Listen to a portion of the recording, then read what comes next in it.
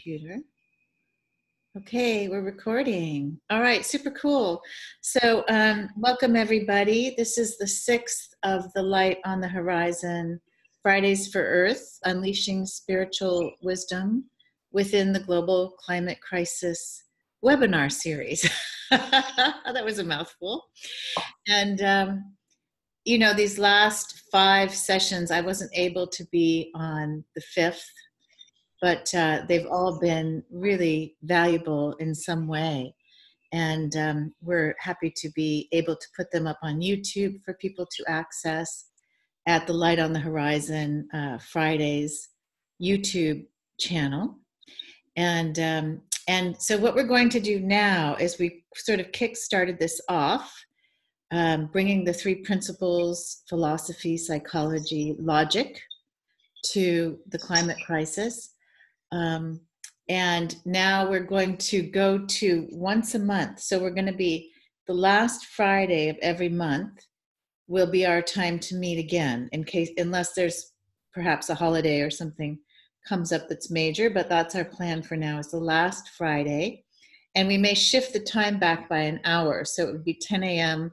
Pacific time, 6 p.m. In England. And then, you know, we'll have to sort out the rest of the time zones for people. I know there are people in New Zealand and Australia who've been interested, and right now all we can offer is the recordings. But if we just got some feedback there. But if this grows, it's possible that some of us, especially in England, can shift the time around. I mean, I could shift the time around on a Friday. We could do, you know, different times on Fridays, possibly. You know, let's just see how it goes. So that's the news. Is we're moving to last Fridays of the month.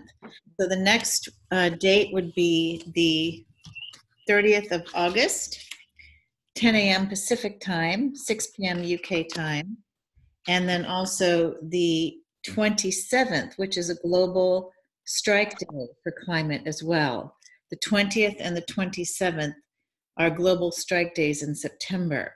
So we imagine everyone will be busy or doing something on the 20th, and the 27th will be very busy in our hometown in Santa Cruz. So we're going to do live stream videos to our Facebook page, and we also will have a meeting that day for people who aren't out and about, or who are just getting back from being out and about with climate activities, or just some people may just stay home. I'm not sure. So that's the plan for now. And if you have any questions, please do chime in. And then Dave and Jen are going to lead us off for today, because this was actually Dave's favorite topic in the whole world, I think. So we're going to let him have it. And I'm so pleased to be able to have him and Jen on the call.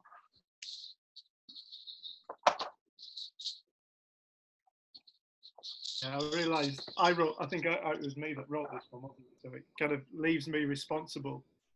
And yeah, the title for this one is Comm-Unity, common unity, community, like the common unity of all things.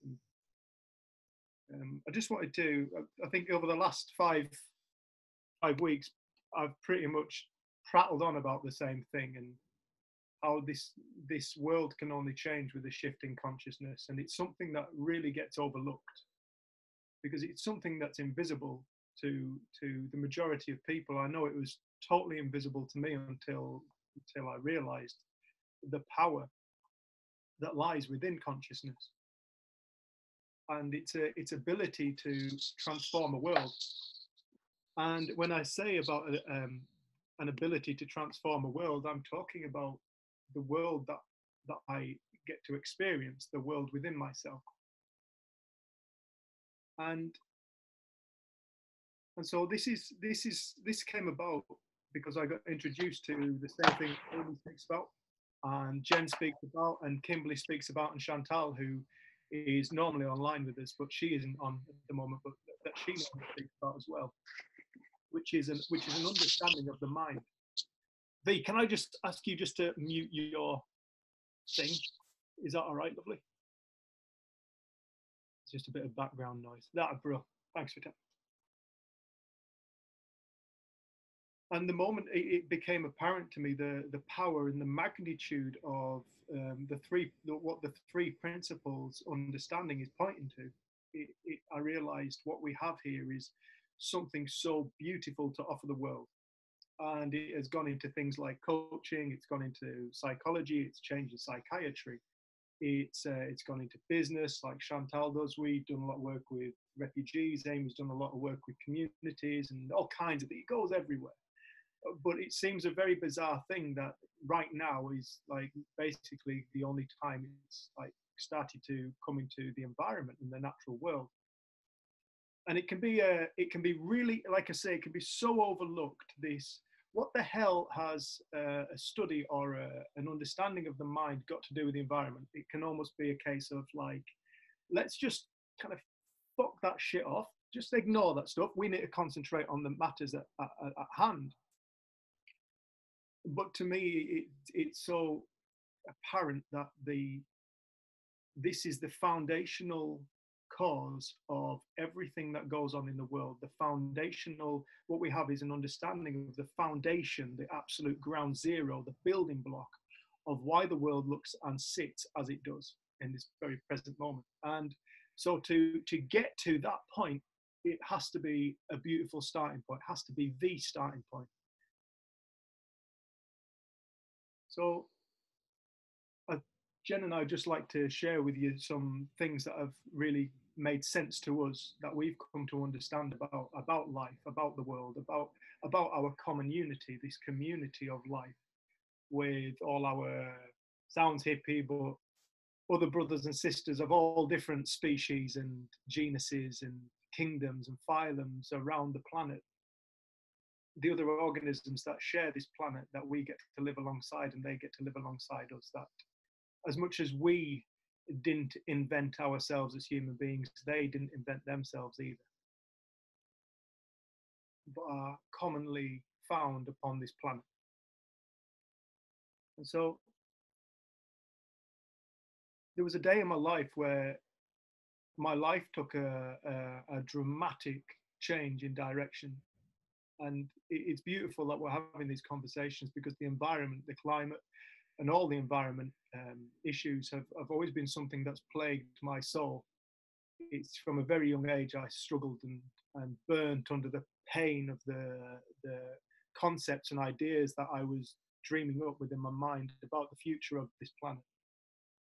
And I suffered them a great deal. All the worries and pain of what humanity is doing to this planet, what it's doing to all my friends and loved ones within all the natural world, not just human, but all natural world, all the trees and everything like that. But on this day, I got to realize something after listening to Sydney Banks, a man who has inspired the work of the three principles that we share. And I got to wake up to something within myself that was a game changer. And I know for a fact, and it is one of the only facts that I know in this world, I know for a fact that the more people touch this point of consciousness within themselves, the world will change. It has to. It absolutely has to. And this is why this is foundational. A shift in consciousness is what I've been speaking about an awful lot. We need to help create a shift in consciousness in humanity. And a shift in consciousness does something. It does something so beautiful. It will make people's thinking change. And this is what the world's created of. It's created of thought. It is created as a product of the consciousness state that humanity lives in. Every single one of us, the world that we live in, the state of consciousness that we live in, creates all the behavior, creates all our feelings, creates our perceptions of the world. And so a shift in consciousness changes everything. It will change everything within the world. It will collapse systems. It will unite. It will do the most beautiful things. It will create understanding between people, and it will create understanding between us and the natural world. It will replace ourselves back, not as some higher being within the planet, but as an integral part of a system, as an integral part of a whole, the same as everything. And so this understanding came about for myself, and what I got to see about this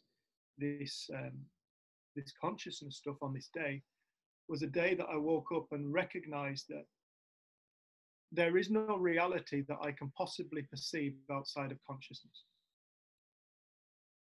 There is no reality, there is no outside world that I perceive outside of my own creation. And that's not to say that the world doesn't exist. I get to walk around on this planet as a being, as a spiritual existence, as a formless energy taken a residence within a physical structure that I call my body. I get to walk around this planet and experience life. And it was something that I'd never questioned. This, what is life? What is it to be alive? Where is it? What created it? What are the implications of starting to study it? What are the implications of starting to wake up spiritually and consciously at the same time? The two being the same thing. But to start to wake up to my epiphany in my life, or one of the greatest epiphanies in my life, took place when I observed a jackdaw after listening to Sydney Banks. And it was in that moment where I had a deep realization that took a man who was seriously stressed, angry, pissed off with the world, hated humanity. It was a cancer on the face of the planet. Look what it's doing to everything. Why can it not see what a state it is? The best thing that could happen to this planet is if humanity was wiped off the face of the earth. I just saw darkness everywhere I looked. I lived like that for a lot of years. But on this day, a jackdaw taught me a lesson. And this lesson wasn't something given to me by the jackdaw, but it was just something that occurred within my consciousness after realizing that the principles mind, conscious,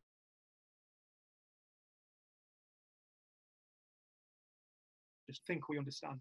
They're applicable to all living beings. And it was on this day when I got to see a jackdaw for what it was. It was me. It wasn't me, Dave. It was me, the consciousness that is behind Dave, the consciousness behind the creation of Dave, behind the idea of who I think I am. That jackdaw was it too. It was a conscious thinking being, just like me. And that meant something very, very, very, very special. It meant it had a reality.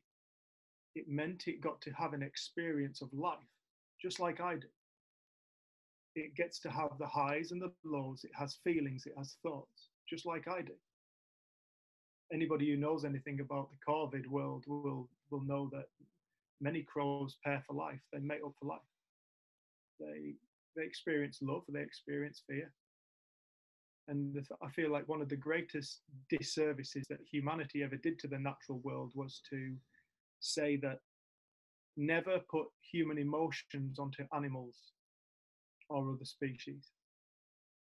I feel like that was one of the greatest disservices, because at that point, humanity forgot it was an animal and it made itself something different.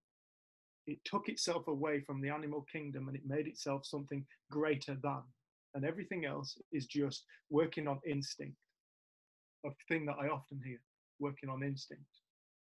And you ask people what is instinct, and they will struggle to come up with an answer. Oh, it's knowledge that it's thought. Instinct comes from thought. But they also are capable of making in the moment decisions and reacting to stimulus in the moment, just like what we are. And so this is where I feel like when humanity does wake up, and it will do at some point, it will wake up. I remember, I think it was your dad, Amy, who said there was a certain percentage of people that once they reach that tipping point within a community, the community will change. And this is what I feel like is happening in this world, is this there is this raise in consciousness. As the consciousness within humanity, within individuals rises, the consciousness of humanity rises, because it's all the same thing. The thing that animates me is the same thing that animates Jenny, that animates the trees, that animates the flowers, the bees, the insects, the fish. This consciousness thing isn't something that we have invented. It is something that literally lies at the heart of life. It's the creator. And so to start to recognize this creator, this spiritual essence that is at the heart of life, to start to bear witness and to start to question and to start to ponder the notion of what is reality and where does it truly exist. This, when people start finding answers to that and they start to recognize that the only reality that they've ever known is a construction of thought. I remember one of the best questions I ever got asked in my life was, Dave, what is thought? And I remember being really pissed off at that point and thinking, what a stupid question. Why would you ask a 33-year-old that question? But to recognize at that point then that I didn't know what thought was. And I asked the lady, I said, do you know what thought is? A lady called Sue. I said, do you know what thought is, Sue? And she said, no, Dave, I don't. She said, I get to experience it. I don't know what it is. And I feel like this is the beauty of this. Once you start to question your very essence, you will start to recognize that it is a very special thing. Human beings are not a cancer on the face of the planet. They are a beautiful being with such beautiful potential, but this beautiful being is in a state of misunderstanding, and it's created a lostness. And this lostness has created dependencies on things like money and security and power and greed and all these things that are ultimately holding back our moving forward in the topic of conversation that we're talking about in these calls. We've placed our well-being on circumstance and objects. And I think when people start to wake up and recognize that their well-being is completely independent of any circumstance, when people start to wake up and recognize that their happiness is not created in a place, it's not created in a certain amount of zeros in a bank account, it's not created by an individual being in our lives or not being in our lives. It's not created by a situation or the world looking a specific way. It has nothing to do with that.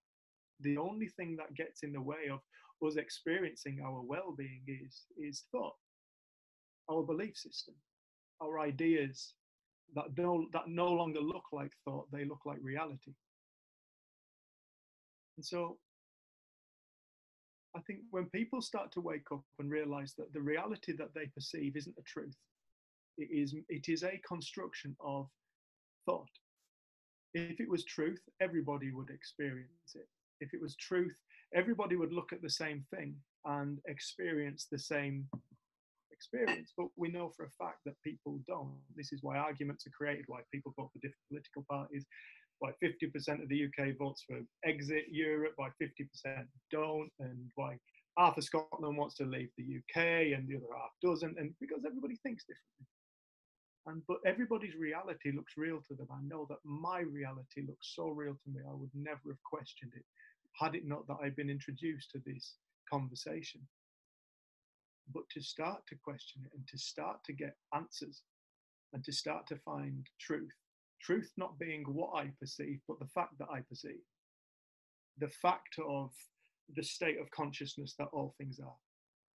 When we start to find that stuff, it will do, when we start to recognize that that is truth, that is something that we can depend upon. When people start to find that place within themselves that is completely beyond their ego,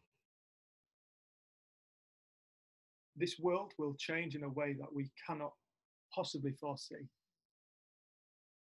And this is why I feel like when people touch that place, they find this thing that I haven't got words for it, but the only words I could ever describe it as being the most beautiful unconditional love I've ever experienced. Where all of a sudden the world no longer looks like a terrible place, but it looks like a miracle. a magical happening that I had thought was a mundane, terrible place, given the belief system that I carried around. And that shift in consciousness, it took that old thinking and it erased it. It took the old Dave and it erased the old Dave, the violent man, the aggressive, angry man, the depressive man. It erased it. And in doing that, it connected me also to the whole. It made me realize that this world is a spiritual happening. And it was something that I hated, that word, or even the notion of spirituality. I hated it. But to wake up and realize, no, it truly is. It is an unbelievable happening of something so special, but we've forgotten it. And in doing so, we've lost ourselves. And in losing ourselves, we've made false gods. We've created financial systems that are more important than anything. The wildfires that are raging in Russia at the moment in the Arctic Circle, they refuse to put them out because the cost of putting them out outweighs the amount of cost it would cost the insurance companies. So here we go, we're back to money again, and this idea that we need money in order to be safe and happy and peaceful. When people who come across this, they seem to walk in the opposite direction of everyday society. People who start to wake up to themselves start to wake up to the sham of society and its structure and its the way that it works. They see the bullshit that people walk through every single day, and they start to walk in the opposite direction. And it's a beautiful thing when people start to do that, because those people are helping to change the consciousness of humanity. And those people are helping to create change into that will be, that I don't know anybody who's ever woken up to their essence, their power within themselves, whatever you want to call it, the true self or God, whatever anybody wants to call it. I don't know anybody who's ever woken up and then not gone out and tried to share love with people and tried to help other people wake up. So I feel like when we've spoken about, really have something so beautiful to offer the environment. And it sounds too simple. It sounds like it's a nonsensical point. But to start to wake up to the power of ourselves, the true nature of ourselves, the power and the ability of thought to create reality. That point, from touching that point, the point behind the nature of our ego, the point behind the very thing that we think that we are.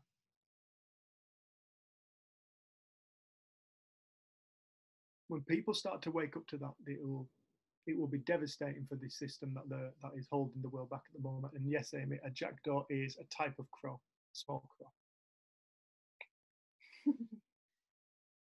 No, it's really nice just listening to you. And one of the things it's interesting you finished on that point, because I feel like what's been happening since we started these webinars is it's been on my mind.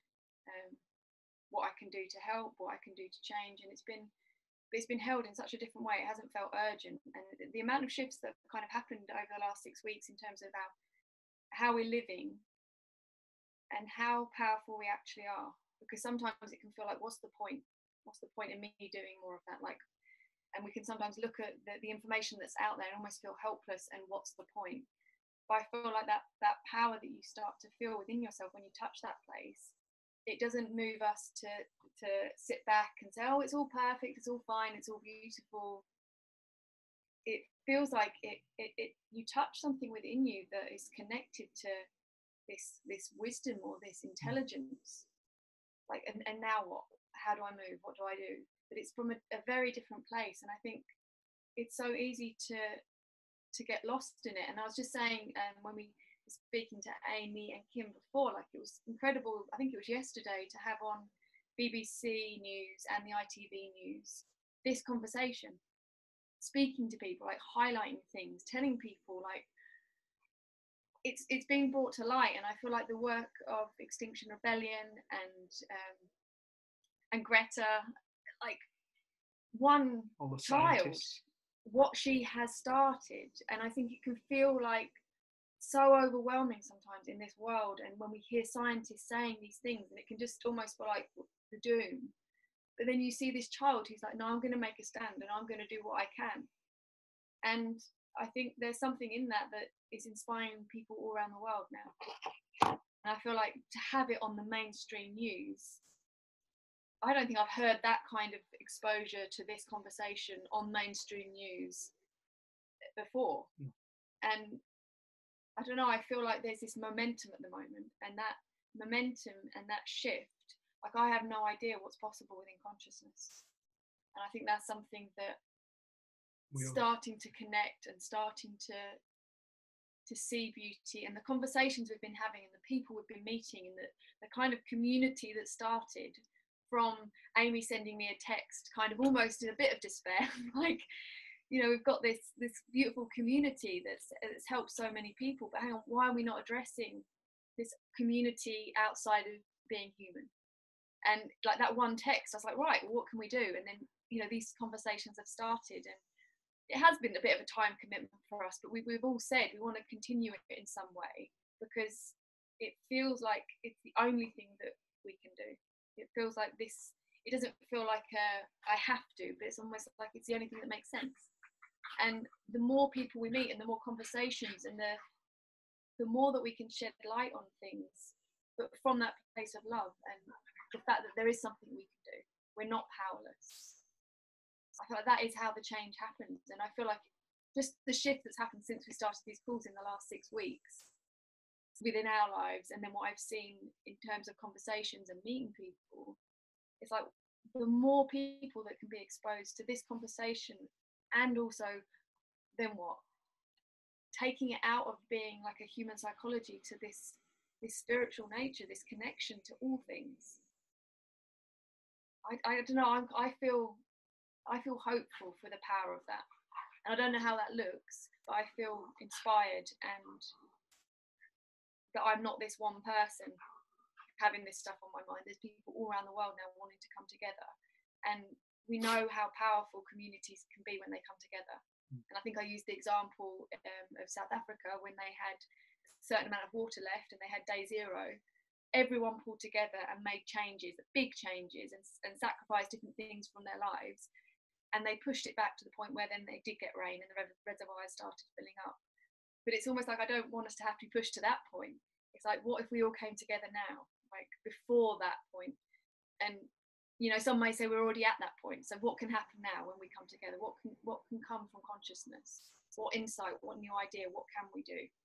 So I'm really grateful for people who have joined on these calls and listened to the recordings. And I feel really inspired to continue them. And we've made some great friends through this. Like I already knew Amy very well, and we've had a friendship for years, but then we've got to meet Kim, and this friendship's growing, and then what can we do together, and how can we reach out? And I know, Kim, you've put in the chat about your retreat, and I'd love you to speak a bit about that. But it's like, oh, like when we wake up and get in touch with that place, what things occur to us? So that never occurred in that beforehand. This is the beautiful thing when you start to look at the power of thought or consciousness or the mind. It's like you start to recognize it's an infinite field, and this infinite field isn't some random act. It is so beautiful. It has this ability to bring us knowledge and information when we need it. It's a beautiful gift. I remember we were working with kids in South Africa, and they were, this Sydney Banks, if he hadn't read the book, how did he know about all this stuff? And then we said, where do you think original information got into books from? And kids were like, they were looking around and they couldn't. Well, people have this beautiful gift called insight, where knowledge all of a sudden comes up to them and offers itself. It offers solutions as and when we need it. And this is what we're looking for now within this world. We're looking for insight. People need to find insight. And I just want to finish on this one little story that I think is relevant to probably a lot of people that may watch this. And it was about my sister and her dog Ben. I remember my sister's dog, Ben, he was dying. I say he was dying, he was really unwell. He was on his last legs. And I remember one day my sister rung me up, and my sister's got a beautiful understanding of this stuff, but she's a human being. And like all of us, we get lost and we forget that this is how life works. And she rung me up and she was like, Dave, I can't face it. I can't face the day that Ben goes. I can't face it. I can't face it. It's going to be the most horrific day. And she was crying around the day that Ben died. And so I went down to see her, and I walked into a caravan. She lived in a caravan at the time. And I walked in, I sat down with her, and I listened to her talk, and she was speaking about Ben dying and living in this future scenario that didn't actually exist at that present moment in time. And I remember just tapping her on the shoulder and saying, Liz, I just want you to look for a moment. I want you to look in front of the fire. What do you see? She said, Ben. I said, yeah, he's here now. He's here now, and he's alive, and he's beautiful. Why don't you love him now? Cross that bridge when you come to it. Why don't you love him now? And I feel like that is a story that when we get into this kind of conversation and you meet people in who are interested in this topic, they're living in a future of fear of a future that ultimately hasn't happened yet and may not happen. The future is an unwritten thing. When did Ben die? I think he died about 6 months later, but Lisa was living in the morning of his death now. And so when the time actually came, she found ways to deal with it. And it ultimately wasn't as bad as what she had perceived in that nightmare moment of her life. So it was something that just came to me as we, over the weeks, and I wanted to share that story. Just, it can be really easy for us to get lost in panic and stress, and then we forget to live in the beauty of what truly life is in this very present moment. We forget to notice the beauty of life. And we're allowed to notice the beauty of life. It doesn't mean we don't care any less. If anything, it makes us care more. Right, I'll shut up. Yes, so Kim, I'd love you to speak a bit about your retreat, and then it'd be great to open it up to the group. Yeah, great. Thank you very much. That was beautiful, Dave. Thank you. Yeah, so one of the things following my 4 days with Professor Jan Bendel, I came back inspired to, all sorts of things. And again, as you said, Dave, not from a place of urgency or desperation or fear, but from a place of what can I do now? What am I being guided to do? What is wisdom saying to me now? And one of the things it's saying is, because I'm already meeting a lot of people who are in, I suppose some people would call it at its extreme, climate grief. And I think there's going to be a tremendous need actually for supporting and helping people who are really struggling with that, who aren't fortunate enough yet to have this understanding that we share. And so I was inspired to put on this free retreat in October, early October, where we will, so kind of part regenerative retreat, part creative lab, but really where we come together and it's a space for, strong feelings to be met well in good company. We will look at, we will explore things that allow us to open our hearts even more deeply to connect with all that is. And a space to kind of allow our own unique wisdom to emerge as we face that question of what now. So I really don't think it's, it's not fiddling while Rome burns for me. It's very much a deeply powerful, immersive experience to kind of build, if you like, our muscles of creativity and presence and love as we face into whatever is coming.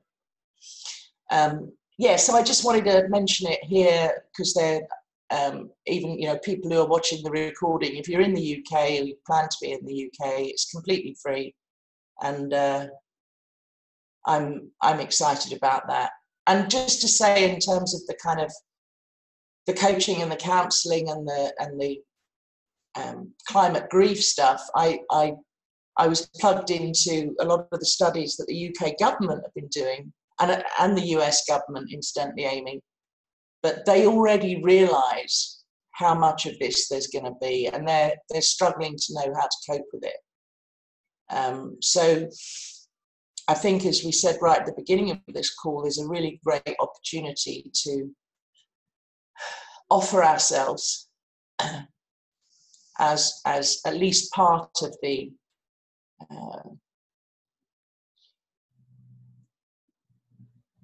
I hesitate to say solution, but yeah, solution for that. So thank you very much.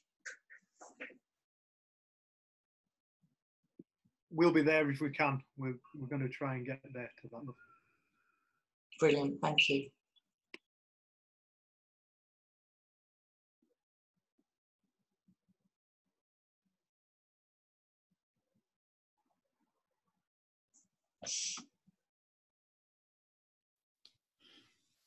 I was going to chime in, but I was wondering if the other two ladies who have joined us, Kristen and Vera, would like to say anything based on what Dave was saying, or questions or thoughts, doubts or skepticism. Well, yeah,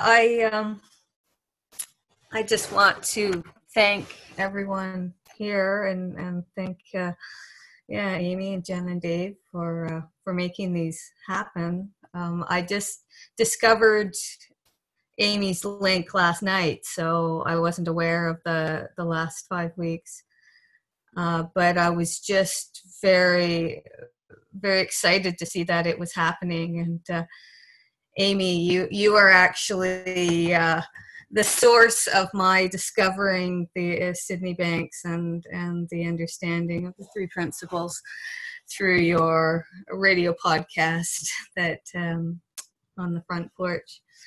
And that was actually one of the things that struck me when I listened to you, is just that sense of hope that it brought me, because for a long time I've just been very distressed with what's going on in the world and not knowing what to do. I've got to say, I still struggle with finding my wisdom and knowing what to do. So far, I do what I can to support other people in my community who are doing actions, and maybe right now that is my role, and just to follow that. And then if other things occur to me, they will. But maybe it's just something I can't force. But again, thank you to all of you who for all that you're doing. Thank you. I think we think it needs to be massive. It can be really easy to look at people and go, "Oh, we need to look like that. We need it to look like this, and we need to be more like that person over there." No, it takes all of us. It takes all of us to help create a movement. It's like a tidal wave isn't just created of a top. It isn't all created of the top. It takes a top, middle, and a bottom, and a power behind it. And the power behind it is an ocean, and it takes an ocean of people to push that wave along. And we're all part of that ocean. So I think we're all doing our own thing, and us just coming from our own place, our own love, and doing what we can. Beautiful. Beautiful. I just wanted to offer something to Kristin in the light of what she just said, and this was so powerful for me. And it's just a poem, well, a tiny little short poem by a woman called Martha Postlethwaite, and she says, "Do not try to save the whole world. or do anything grandiose. Instead, create a clearing in the dense forest of your life and wait there patiently until the song that is your life falls into your own cupped hands and you recognize and greet it. And only then will you know how to give yourself to this world so worthy of rescue. I love that. Thank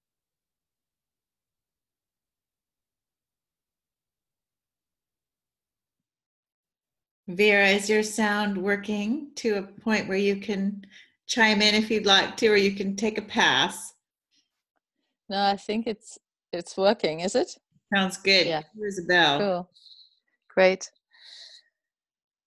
I guess my personal pet exploration at the moment is I have this little ceramics shop, so I have a lot of people coming and going, and I shared that last Friday, but it's so intriguing. I can see that some pieces, like if somebody's given them love, the next people that come in will give that same piece more love, and it's just astonishing. So, you know, we can do, I wonder like whether we do that with our consciousness. Like, what, you know, if we choose to look at whatever we look at with love, we will create like a metamorphic field where the next person that walks into that field will find it easier to love whatever it is. And it's almost like contagious. There's like a chap, and I've forgotten sadly who was talking. Rupert Sheldrake, I think, is the one who yes, thanks Kimberly, who mentioned that. And so what interests me right now is like that it is working. I see it working, and it's not I don't think it's coincidence, because these pieces have been sat there like for 2 years and nobody saw them, or everybody ignored them, and all of a sudden like they have a whole trail of attention. So this is like invisible activism that can be possibly quite powerful. And I think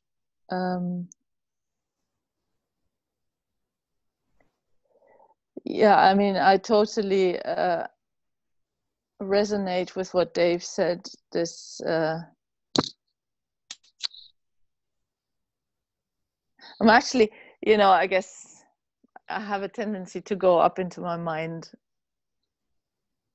to kind of hard thinking, and I don't want to do that. But the feeling of, for me, the moment by moment activity, and like turning around the despair of, oh, I can do so little to, but this I can do in this moment right now. No matter how small it is, but it makes a difference, and it lifts me up. And that too is a metamorphic field. So, and to me, that whole thing makes sense. And I'm observing it right now. And yeah, the Arctic burning just gets to me in a very big way. And I wish I could be more eloquent, but I guess I am what I am. And yeah, if I'm silent in these conversations, it's because it takes me a little longer to kick in, but not because I'm not interested. And thank you for continuing them. That means a lot to me. I could continue them every week, but I'm grateful to continue them every month. We know that you're very special to this group, love. And I know when Jen and I got to meet you, you've got this beauty about you. I think that is beautiful. And what makes sense to me is, you know, our science has always studied the hard matter of life. We study what we can study. We can study what we can measure. And that means we study the form, we study matter, material. And for so long, science has been so fascinated by the matter of life. And it meant that for even in my generation at school, we were taught that the universe is like a mechanical happening. But the more science is looking at matter, the more it's realizing that it's built of nothing. It's not built of a physical, it appears as a physical structure to our consciousness. The more they actually study matter, they realize it's space. It's nothing. It's potential, it's energy. But that same energy and potential is what we are. It's the thing that thinks, it's the consciousness, it's the awareness. As that shifts, it has to have an effect. I think one of the things that occurred also when you were speaking is how I found it easier and easier to have love and acceptance for people in the world who, before my understanding, I would have judged and thought were terrible people. And I feel like that in itself, as you were saying, is helpful, because people are lost, and you see how easy it is for us to get lost, and you have more compassion for yourself, and then you see that in other people, and it's not them and us. It's like all of us are lost in our own way. And I think that's something that I have no idea the power of that, but I know the power in a relationship when you can see beyond behavior, or, you know, we've just been spending time with my niece, like when you can see beyond the behavior, beyond the rudeness, and love someone anyway, like the power of that within yourself and with a relationship and dynamic. And it's like, it's nice to recognize that even if it's just that, it's that we're not sitting in hate and judgment, and then also when we are in our judgment, we haven't got then the judgment for ourselves for that. And it feels like there's a gentleness to it, and, you know, to recognize that our lost mind is the same as someone else who we think is doing these terrible things. It's like it's the same lostness, and we'll all experience that. And I think there's a compassion born of that, and I don't know the power of that. Like, I think it's far bigger than I can comprehend. But kind of what you were saying about, wow, the more attention something's given, like that seems to be then getting more attention. So I feel like even if our part is, I don't know, you get to check in with yourself. Like, what are you focusing on? Are you living in all this negativity, or can you wake up from that and start to see beauty?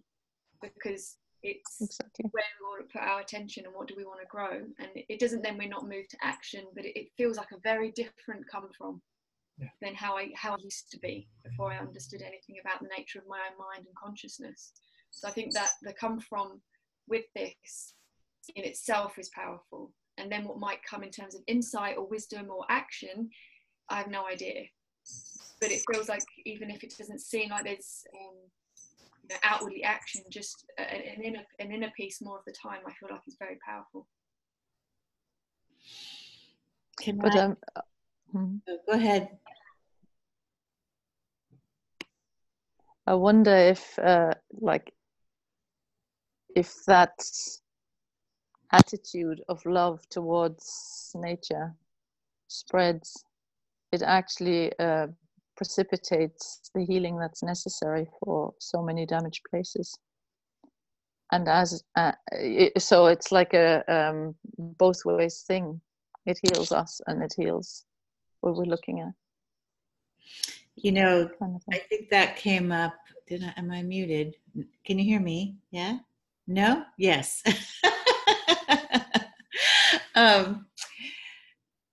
That came up on one of the other webinars. Someone was talking about how when we look at each other with love, when we approach someone with love, what that brings out in them as a human being.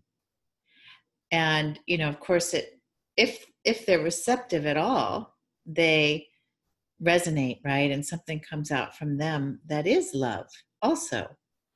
And then there was this thought, I had a thought or an insight at that moment that's related to what Dave's been talking about, which is what if consciousness is everywhere, and plants and animals all have this consciousness, and we were to give our love, would that help them, their immune systems, or their, sort of will to live, or their thrivingness? And it's funny because I remember a time when I had a little greenhouse area in an apartment I lived in Chicago when I was just coming out of college. And I remember having a lot of plants in there, and I'd go in and paint. And I remember having a relationship with those plants, like it was a communion that would happen in there with me painting and the plants. And so there must be, there's that guy, the Japanese guy who did the water molecule study, right? Showing that the water molecules respond to our love. And that's a really cool extra force, possibly the force, right? In terms of our thinking changing too, and how that impacts the world of form as we move forward. But just without even a lot of actions, what an incredible thought that consciousness itself could be healing, could be shifting things. And I just want to also share, and I was sort of hoping Kimberly would stay on because I kind of feel a kinship with her around some things. And I'm just going to bring it to the table because I don't know everything. I mean, certainly, probably I don't know most things.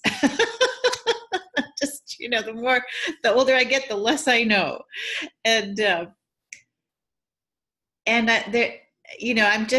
just want to throw this on the table, and I'm really open to the discussion, that when I met Gangaji, I had a shift that was really helpful because I'd had Sid as a male teacher, a very sort of a masculine presence. He could have a temper sometimes, and very strong presence. And Gangaji is a very strong female presence as a spiritual teacher.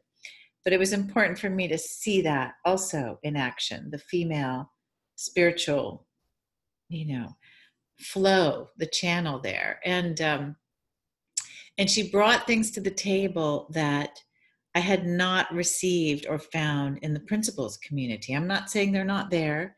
I'm just saying that I hadn't seen them much, if at all.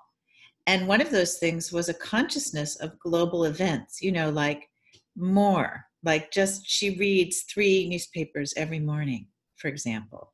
And she would often say on webinars and things like, what a privilege, that we can sit here. We are fed, we are housed, we are clothed, we have this free time to be on a webinar. I mean, we may feel busy and that's stressful, whatever, right? It's nothing really, and we have the incredible privilege of being able to dive deep into these matters of consciousness. And from her perspective, she would say, that's our responsibility. Like if we have this free time, then what more important thing could we be doing but diving into consciousness this way? And then, as Dave said, the upshot of that is usually, or the outcome is, to be helpful, to be in service in some way, small or large. But I wanted to bring this up because, in my world here in Santa Cruz and in the United States right now, I'm not sure about England. I know there's a lot going on there too, but we have a atrocity happening at the border. People are coming up from Central America because of the climate crisis, in part because they can't farm any longer, because they don't have access to grow their own food and have a sustainable society where they live, in part because of our actions in Latin America, what we've done as a country there, which some of you may know about, but we have propped up dictators, we have overthrown democratically elected socialists, for example.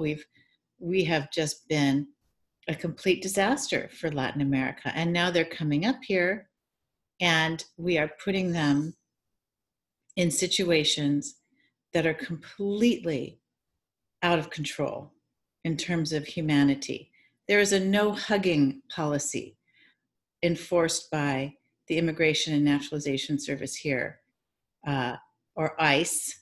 And that means that children who are siblings cannot hug and hold each other when their parents have been taken from them at the age of 5 or the age of 10 or whatever ages they are. So they are being treated now as animals, and we would say animals don't deserve this treatment. That's the basis of this webinar. And we have the rise, what I would call the rise of fascism in the United States. You know, look it up in the dictionary. What does it mean? This man is opposed to democracy. So I'm just mindful, you know, and I work with activists. So I'm always sort of in this in-between zone of like understanding the severity of the situation and wanting to act and feeling urgent, and then also understanding that there's a groundedness that we can come from that we've been talking about on this webinar, but wanting to frame it in a way that we have a tremendous privilege to be talking about the climate crisis as if it has not happened yet to us, because it is happening now to a lot of people. You know, they cannot live where they used to live. They are refugees now. The Micronesian islands, you know, all of the low-level islands, people are losing land, losing their homes, losing their water supply. You know, the desert is growing in Africa, and the deserts are growing in Central America. So I just brought that in to be a downer.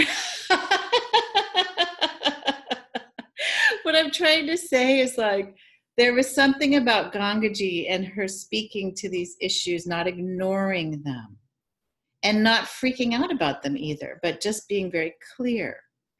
You know, that was helpful to me. Like, oh, she's not saying it's not happening. And Sid never said it wasn't happening either. You know, I mean, I think Dickon once said at a conference, like Sid was saying, and I remember him saying at the end of his life, things are getting worse. You know, things are getting worse, not better. The principles have been around for 30 years and things aren't getting better the way we would hope they would. Now, what does all of this mean? I don't know. And that's why I say I just don't know sometimes. I just know that I can do the best I can. That's all I know. But I don't want to have a conversation in a vacuum of sort of like the global north, you know, like we're sitting here very comfortable, the temperature's comfortable, the water coming out of the tap is fresh and clean, you know, and it's not for a lot of people.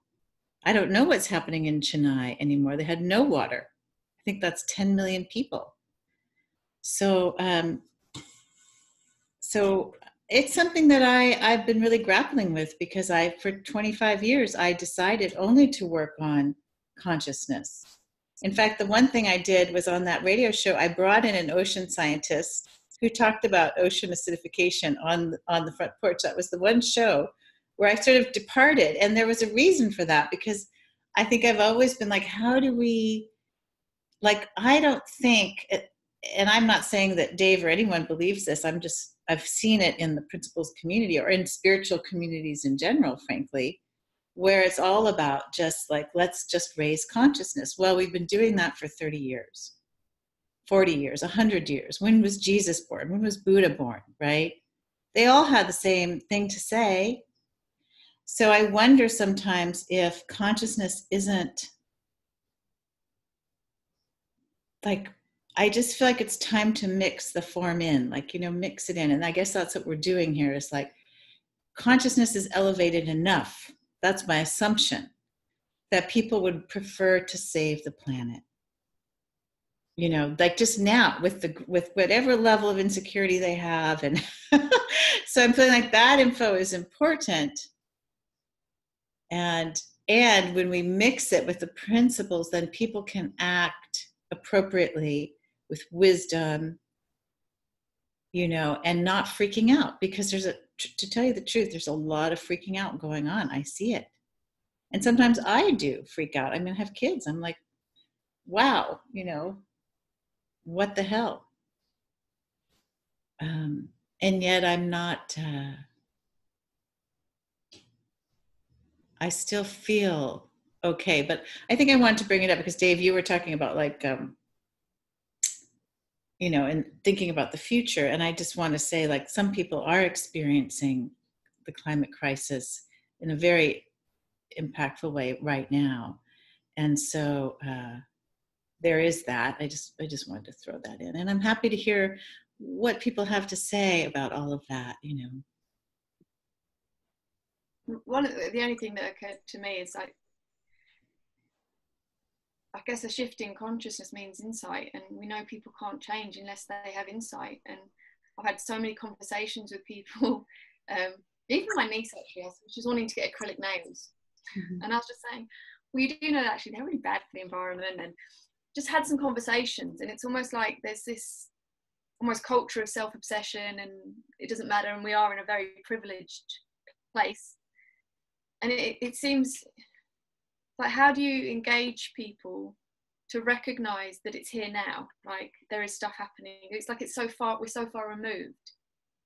To allow them to have insight, to make changes in their lives, to do things differently, I don't know, it was just so interesting because like my niece has just been the most loving, beautiful little girl, and she's kind of going into those teenage years, and it's almost like, I don't care, I want to eat meat, I want to do this, I don't care about that. And it's so interesting because you can see that there's information and there's insight that you've had, and you can't give it to people. No. And like, it feels like there has been a shift in consciousness, and I do feel like people are starting to wake up and do different. But it's like, how do we, in terms of, I feel like I just keep wanting to be more in service and raise profiles of things that I feel are moving in the right direction, or post something that Extinction Rebellion has, and like get it into people's consciousness that this is something here and now. And then also with the principles, allow that to be received in a way where they maybe don't freak out, and they can come from a grounded place. But I don't know, it's to just know that people can't do different until they see different. Okay. And it feels like that's where the principles come in. But then, like I was saying to you, like, when you sent me that message, I realized that maybe that had come off of my mind again, like the environment, and maybe it had just been all about the work that I'm doing. And so it's been nice to have that put back on my mind, and have my focus there, and the amount of insight and changes that we've been experiencing are kind of testament to that. So I do feel like it's the grounding and the understanding, and then the information, and the bringing it to people's attention. And like, it was so, I think Kimberly and Nicola, who have started their pages in the Three Principles community, they've been so brave to just sit there and say, you know, this hasn't been on my mind. Like, it has not been in my attention, this climate emergency, they said, I don't know where we've been. You know, we've been in this bubble, and then suddenly it's hit them. And then there has been that period of sadness, and now they've been moved and inspired to action. So I do feel like these webinars are so important, because I feel like it's making it visible for people. Whereas I do think it can be very easy to recognize and sort of fall into a beautiful place in your own life, which is still powerful, but then not act. And I do feel like it's a time now for, and then what? Because big changes that have happened globally and in the world and through history have been for people standing up and for what's right, or saying what's, so I do feel like it is that coming together now, rather than it being either or. It's like bringing those two worlds together and recognizing it's the same thing. So I think it is an important message where people can, and I feel like the principles have allowed me to face the news, hear things, watch things. Like, I watched Home, the documentary again. I'd watched it I've watched one similar to it about what we eat matters. And I sat there and watched how we're treating the animals. I listened to what we're doing to the soil. And I feel like I said today, it was like, yeah, I sat there and I got very emotional, but it allowed me to view it and not have to shy away from it. So I just feel like it's such an important, the principles are so important at this time, but it is bringing them together with, and then what, if that makes sense. So I think it's important what you said. Yeah, and I feel like has consciousness shifted enough? No, I personally, as long as people believe that there is an outside world that is affecting them, they're going to be living in a misunderstanding. And that's not to say the outside world doesn't exist, it does exist to us. We live in it. We live in it as beings. We get to walk around in it, drive on it, and speak to one another and marvel at it. We get to destroy it. But humanity lives in a massive misunderstanding, and it is that it believes that the reality that it perceives exists outside of itself. Everybody lives in this illusion of life, and it's this illusion of life that's creating the problem. It creates all the greed, it creates all the want for power, it creates all the suppression, it creates the fear of you over there and us over here. We need to protect this. Why do we do that? Because we're feeling beings, and we get to experience these feelings unwittingly, and then we pin the feeling on a person, a circumstance, a transaction, an oil field, or whatever the hell it is. And it's that no, consciousness hasn't been raised enough yet to overcome that misunderstanding. And I feel like this is why this is so foundational and so important. This understanding is so important, because when people go from a reality out there to the reality within, and wake up and realize they're living in a totally separate reality, their experience of life is purely theirs. Nobody else can experience it. It's purely theirs. They start to take responsibility for themselves. And it also does something else that's so beautiful. It makes us less reliant on the world looking a certain way, or us having that new thing. We literally require less from the planet, because we're all right. We don't need to go on big lavish holidays, travel around the world to find peace of mind. We recognize that peace of mind is purely within us, and it has never been external to ourselves. So no, that shift in consciousness that I'm speaking about is such a massive point. It is such a massive point. And I feel like there's a momentum coming. It's like, I'm always a bit 50-50 with the internet. I'm like, sometimes I love it, sometimes I hate it. But I can see that there's a beautiful thing since the age of information has come about, is that we get to have these conversations, and we get to help awaken people, and people get to be awakened, and we get to awaken more. And each shift in consciousness is moving in a direction towards love. Because if there's one thing that the outside in misunderstanding, if people want to call it that, or the idea that stuff outside of us is creating our experience for us, it creates fear. And people in fearful places do fearful things. They consume more, they spend more, they need more from life, they act in an unsustainable way. But people who start to wake up from within themselves, they find this unconditional love, and they can find love for their enemies who once were, and they become more understanding, they feel more connected, and that love is the thing that is ultimately the thing that will, it sounds really, really hippie, and I'm not talking about love will change the planet, but I'm saying the action that comes from love is the thing that will change the planet. While a behavior that is born from a different place of consciousness, that will be the thing that changes the planet. I don't know if you've mentioned it on one of the calls, but when we were out in Nepal after the earthquakes, this is how we met Mahima, who was on the last call. I think she's been on a couple of the calls, and she'll be part of the continuing of this. One of the things that struck us the most is our kind of devastation and sadness for what happened, and some of the places we visited, and the lives lost, and the homes, and people had lost everything.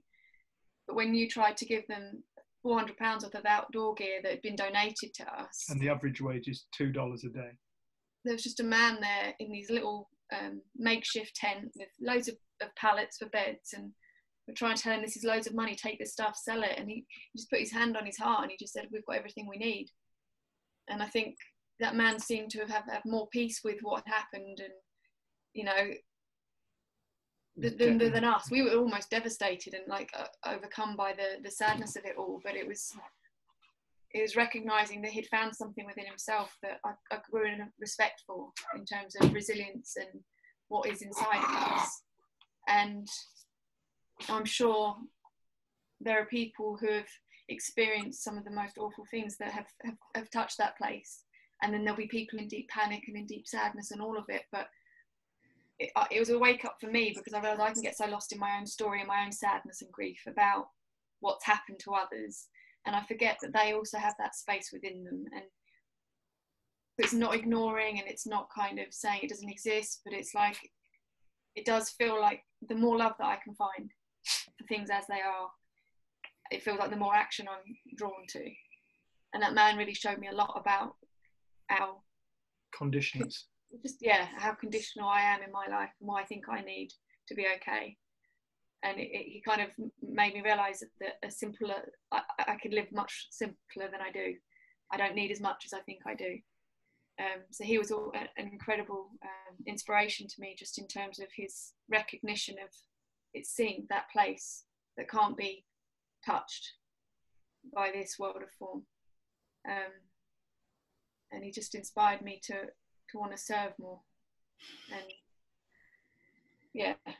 Well, you know, I mean, that's been my MO for 27 years, maybe 30, exactly what you guys are saying.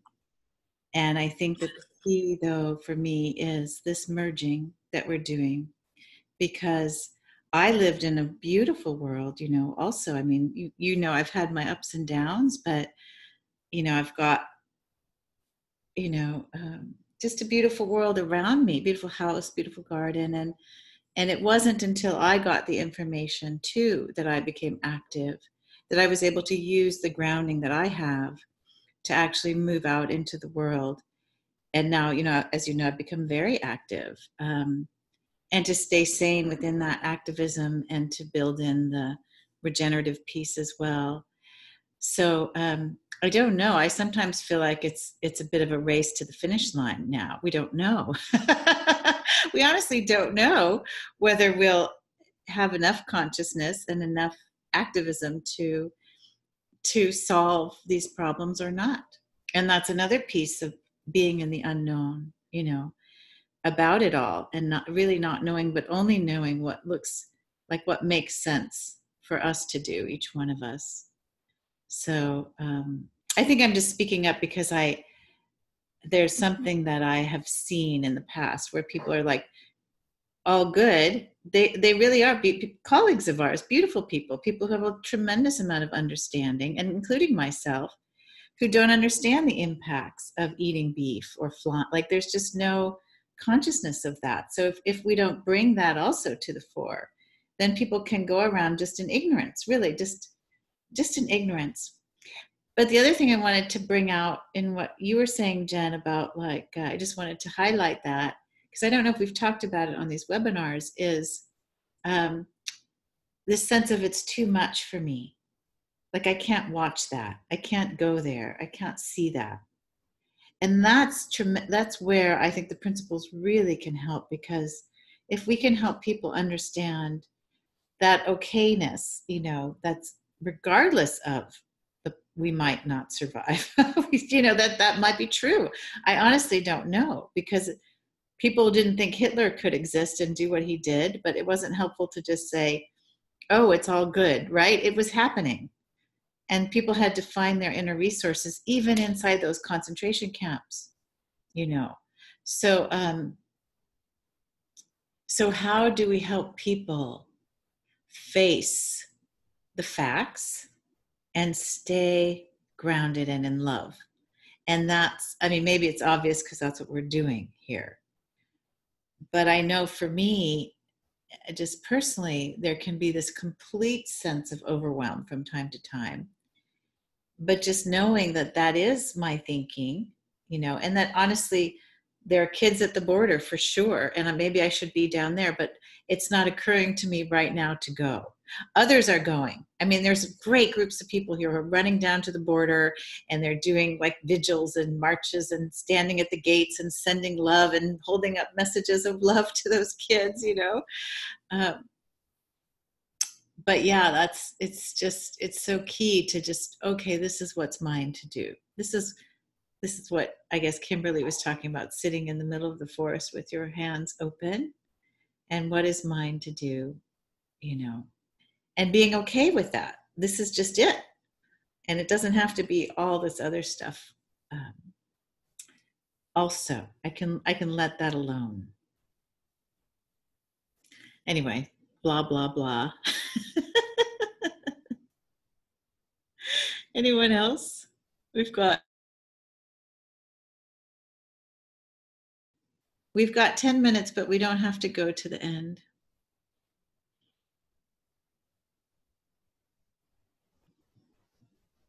Yeah, Amy, I just want to thank you for bringing that up, because that's, you know, I think that's a huge problem, just the overwhelm, and that's something I struggle with a lot, and I see it in a lot of the people in my community, and it's especially hard to see it in my kids. And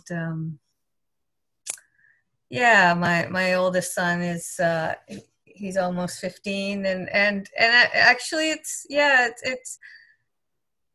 just so hard to know how to talk to him about these things, but just knowing how important it is to have those conversations. So I think that's a big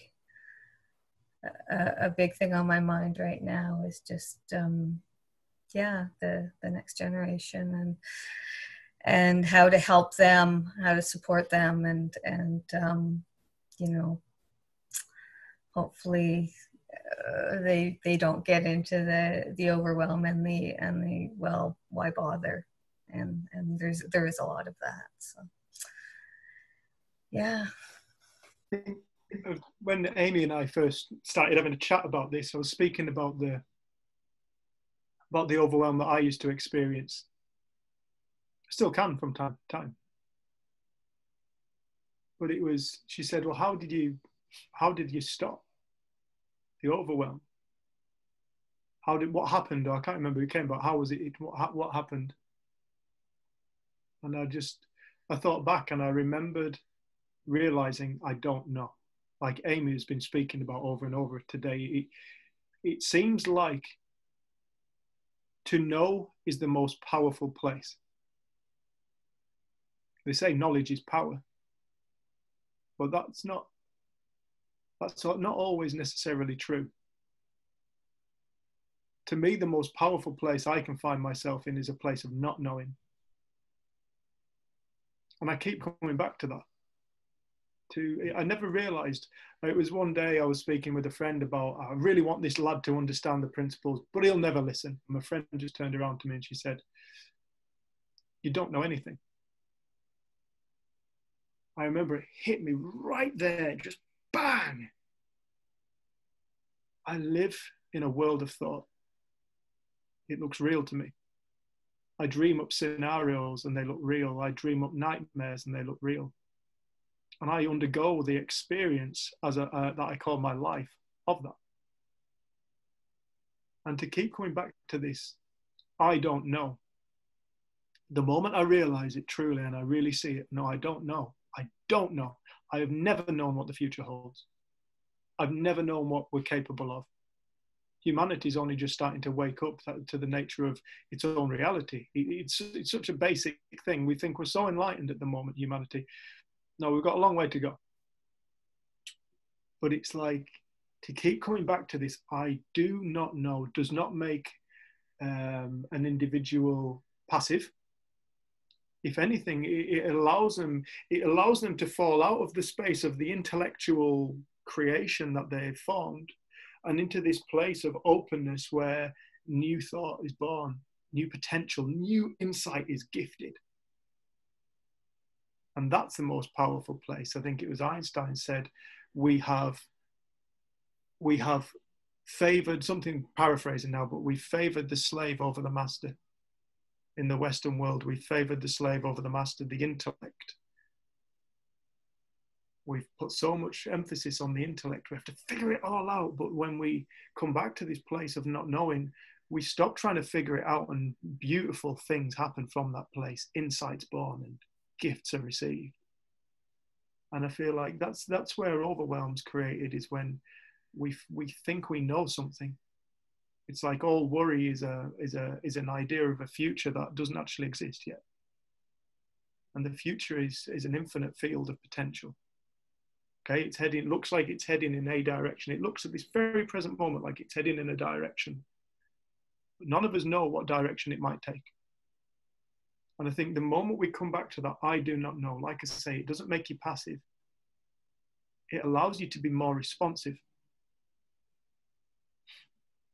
I was going to say as well, like I think through doing the calls and hearing and reading some of the articles and finding out a bit more about what is happening in the world, there's been that sense of gratitude for what I do have and where I am and the privileged life that I feel like I'm having. So I feel like I've taken so much for granted, and it feels like through these calls I've found so much more gratitude for what I do have, and I feel like I am finding new ways to communicate and to work with people who are in that kind of almost don't want to face it or overwhelm, with more understanding and not make it sound like you have to almost deny or turn away from. It's like allowing people to face what is, but from a different place. But I feel like there's been a lot of settling and kind of gratitude that's arisen in me through doing these calls and hearing and facing what's happening in the world. And it's that from that place of gratitude, it's made me want to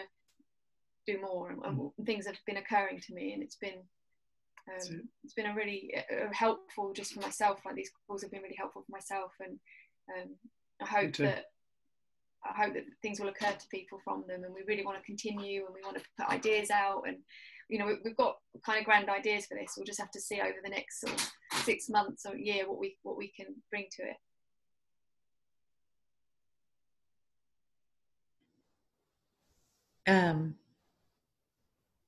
I just love what you said. Overwhelm is created when we think we know something. That was just, I just love that. That should be the title of this.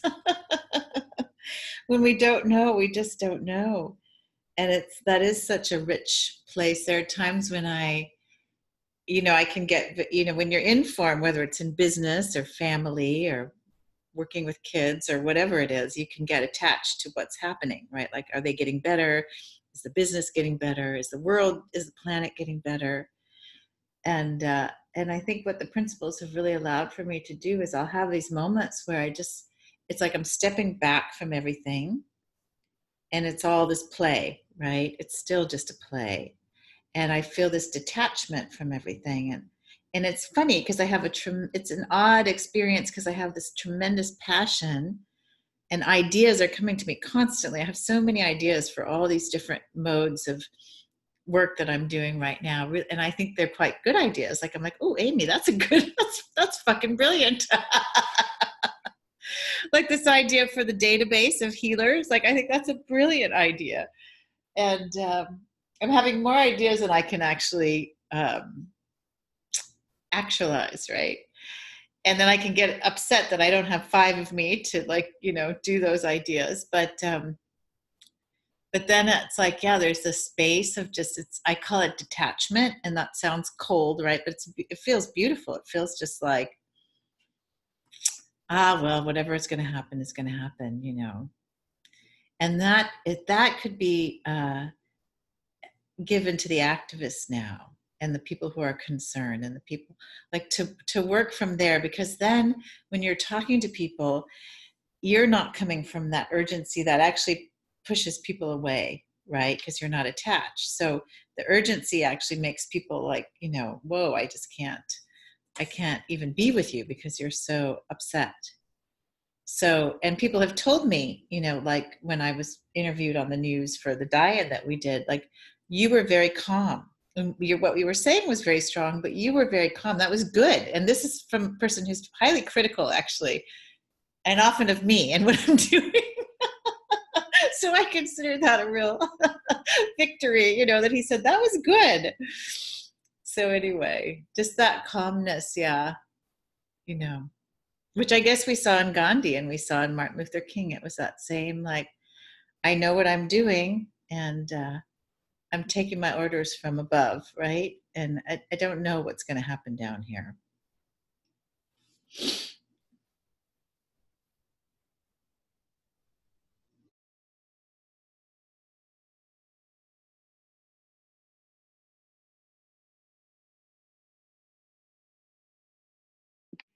I'm glad we're keeping these going.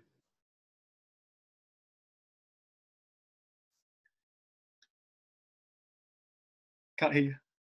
Amy, can't hear you.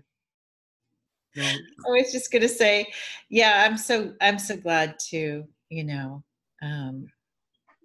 I did want to say one thing. When you were speaking, Kristen, we tend to think like, good God, we're going to be facing so much chaos and so forth. But really, there's nothing new. Like I sometimes think people have been through things in Syria, people have been through the concentration camps, England in World War II. I mean, people were running from the bombs, right? Putting children out in the countryside to escape. And so somehow we must have that resiliency. The bombs in Hiroshima and Nagasaki, people died, yeah, and it was awful, but also people lived, and we continue to live. And I'm reading this novel called The Fifth Sacred Thing, and I highly recommend it, by Starhawk. It's a little intense, and it can be a little kind of hokey in some ways, but it's the more I've been in it, it's like, oh my gosh, I'm living this novel. And the fifth sacred thing is the human spirit. Anyway, I advise everyone to check it out. I love that, Amy, because it is an important thing to remember. Because it's like when Chernobyl went up and they said life will not live here for thousands of years, and it is thriving. It's Chernobyl. It's like it's full of wildlife and flowers and plants and wolves, and it's full of life. Life will, there's going to be some big changes. I think there's going to be some big changes coming socially and environmentally,